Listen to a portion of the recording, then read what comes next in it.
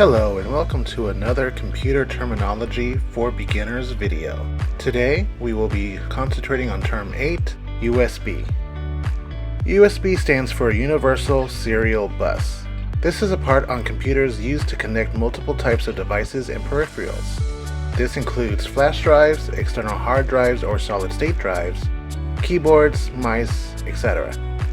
This type of hardware connectivity has been an industry standard since May 1996 and is still used today.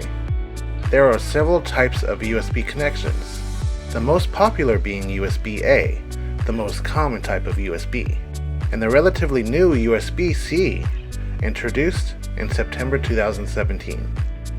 USB can be used to transfer data between computers and devices, used as interfaces to control a computer or a device, or can even be powerful enough to charge or power certain devices, such as cameras, certain types of computers, as well as phones. That is it for today's computer terminology video.